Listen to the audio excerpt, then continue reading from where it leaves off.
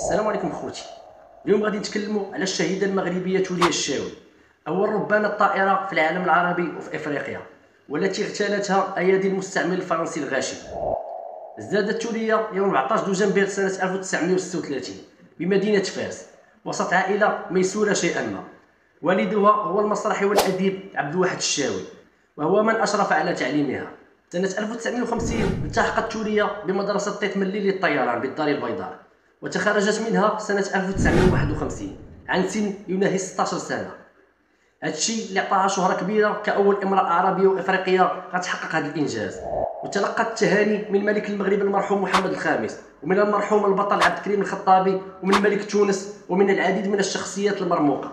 هذا الشيء ما عجبش المستعمر طبعا، اللي كان كيشوف المرأة المغربية بنظرة دونية، وأن الأوروبيين فقط من يستحقون أبرز المراكز. كانت لتوليا الكثير من المواقف المشرفة، وكانت تدعم المقاومة المغربية ضد المستعمر الفرنسي، بحيث كانت ترمي المناشير المناهضة للمستعمر من الطائرة بتنسيق مع الفدائيين.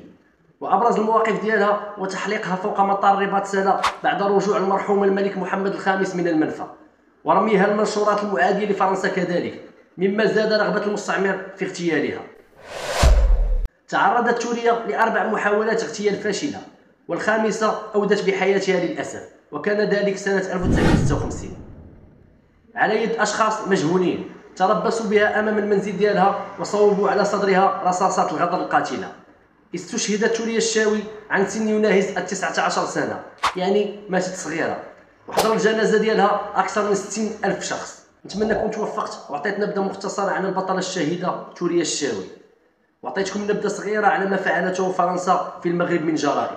رحم الله البطلة والشهيدة توليا الشاوي، ورحم الله أيضا جميع الشهداء وجميع المناضلين داخل المملكة المغربية الشريفة وداخل العالم العربي الإسلامي بأسره.